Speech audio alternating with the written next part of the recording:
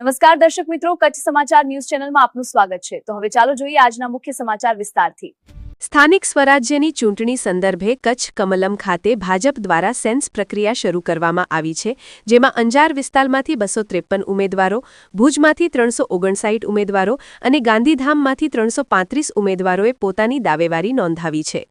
ગાંધીધામ મહાનગરપાલિકાની પ્રથમ વખત ચૂંટણી થઈ રહી છે, ત્યારે તેના પ્રથમ 11 વોર્ડ માટે કુલ 335 અરજી આવી છે, જ્યારે ભુજ તાલુકા અને જિલ્લા પંચાયત માટે 359 અરજી આવી છે।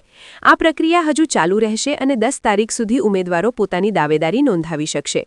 આ અંગે મીડિયા સમક્ષ વાત કરતા કચ્છ જિલ્લા ભાજપના પ્રમુખ દેવજીભાઈ વરચંદે જણાવ્યું હતું કે ભારતીય જનતા પાર્ટી કચ્છ કમલમ બધે આજે ભારતીય જનતા પાર્ટીની આગામી જે ચૂંટણી છે તાલુકા પંચાયત, જિલ્લા પંચાયત, નગરપાલિકાની, મહાનગરપાલિકાની, એના સેન્સની પ્રક્રિયા આજે ભારતીય જનતા પાર્ટી કાર્યાલય મધ્યે ચાલી રહી છે। કચ્છમાં કુલ 3 જગ્યાએ આજે સેન્સની પ્રક્રિયા ચાલી રહી છે। 2 જગ્યાએ ગઈકાલથી ચાલે, આજે ગાંધીધામ મધ્યે મહાનગરપાલિકામાં પણ સેન્સની પ્રક્રિયા ચાલુ થઈ છે। સૌ ઉમેદવારો એ જે પોતાની દાવેદારી કરવાના છે એ અલગ અલગ સીટો ઉપર, એ તાલુકાની જે હોય, જિલ્લા પંચાયતની હોય, નગરપાલિકાની હોય, મહાનગરપાલિકાની હોય, એ બધા જ લોકો આજે એ પોતાની દાવેદારી નોંધાવી રહ્યા છે। એ અંજાર મધ્યે પ્રદેશમાંથી આવેલા 3 નિરીક્ષકો, એ ભચાઉ તાલુકો, રાપર તાલુકો, અંજાર તાલુકો, મુન્દ્રા તાલુકો, અંજાર શહેર, મુન્દ્રા શહેર, આ 6 મંડળોની ત્યાં દાવેદારોને સાંભળી રહ્યા છે।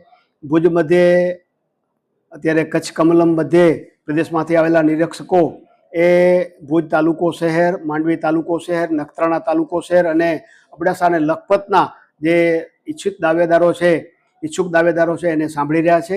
એટલે કુલ કાલે સાંજ સુધીમાં લગભગ 650 ઉપર એ દાવેદારોએ દાવેદારી પોતાની બંને જગ્યાએ થઈને નોંધાવે છે।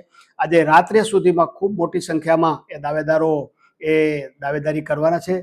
ભારતીય જનતા પાર્ટી એક લોકતાંત્રિક પાર્ટી હોવાને એમને અધિકાર છે બધાને પોતાનું માંગવાનો, એ પ્રમાણે આજે બધાએ માંગણી મૂકી છે। આવતીકાલે જિલ્લાની સંકલન મળવાની છે, એ સંકલનમાં સ્ક્રીનિંગ કરીને એમાં 1 થી 3 એ પ્રમાણેના એ યાદી બનવાની છે અને બાકી પણ માંગેલા લોકોની યાદી એ પ્રદેશમાં જવાની છે। ત્યાંથી અમે પાર્લામેન્ટરી બોર્ડ સાથે બેસશું અને પાર્લામેન્ટરી બોર્ડ જે મોહર મારશે એ અમારા દાવેદારો ત્યારે નક્કી થશે।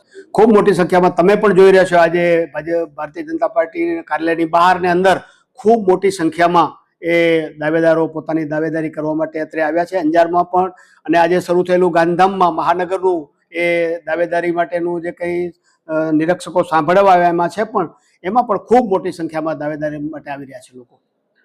નમસ્કાર દર્શક મિત્રો, આ હતા આજના મુખ્ય સમાચાર। તાજા સમાચાર સાથે ફરી મળશું। જોતા રહો કચ્છ સમાચાર।